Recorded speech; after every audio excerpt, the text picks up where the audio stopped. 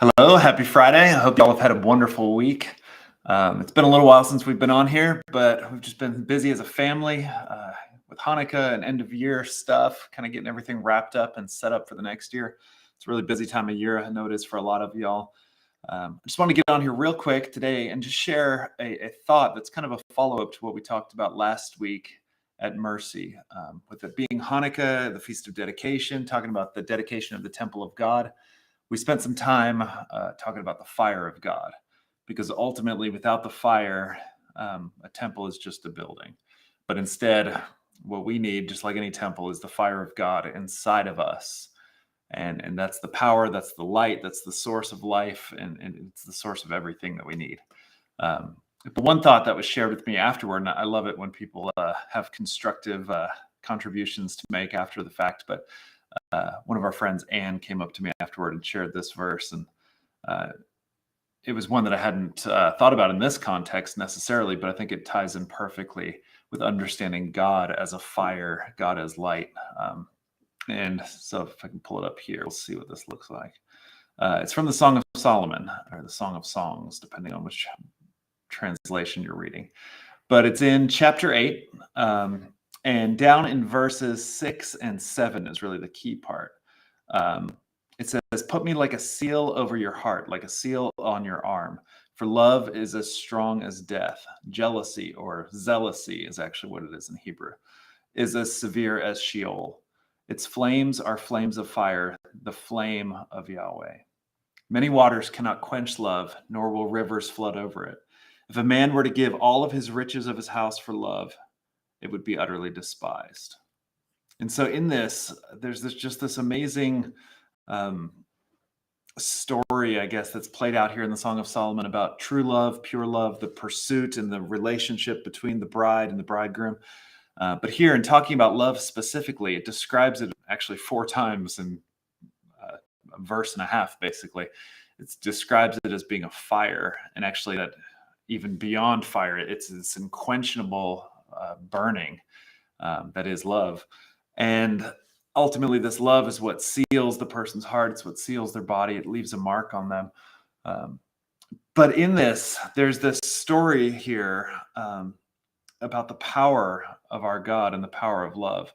And I think ultimately, when we're talking about the pursuit of the Father, the pursuit of the Holy Spirit, about having more of Him in us at every moment, the thing that we need to understand beyond all the other metaphors and terms and things that we could use to understand this is just the simple fact that what we're really after is the love of God. The love of God is the fire, because God is the fire.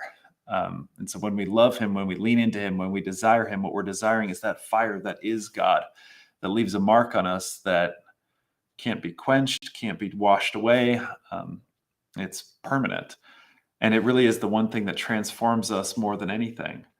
It says, "Jealousy is as severe as the grave. Its flames are the flames of fire, the flame of Yahweh." So when we're talking about these things, when we're talking about being a dwelling place for the Spirit of God, what we're really doing is we're inviting His love into our lives, and we're reciprocating His love with our love. And in so doing, it's also this amazing moment, because when we pursue Him with all of our heart, we're actually fulfilling the greatest commandment, which is that you shall love the Lord your God with all of your heart, and then with everything else that you have.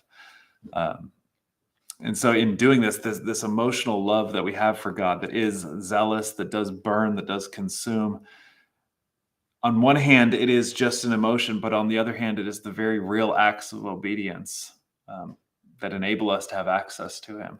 It's us being so in sync with His will that our actions and our lifestyle and even our own identities, our own bodies, everything that we think we are, is touched and transformed by who He is. It's that all-consuming nature of fire is really what we're after. And it's the fire of God that's promised to us when we seek Him with all of our hearts. So I hope you guys are ready for Sabbath. If you're not yet, I hope you're getting ready for Sabbath. We're looking forward to seeing you again Saturday, 2:30 for Bible studies, 4 o'clock for general worship. And if you have any needs, please go ahead and put them in the comment section, in the prayer request section.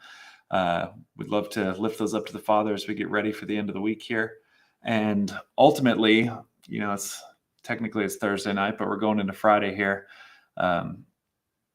This is our last 24-hour window before the Sabbath starts. And I hope that this Sabbath is not just a time for you to stop from what you're doing, but it's also time for you to spend time with the Lord.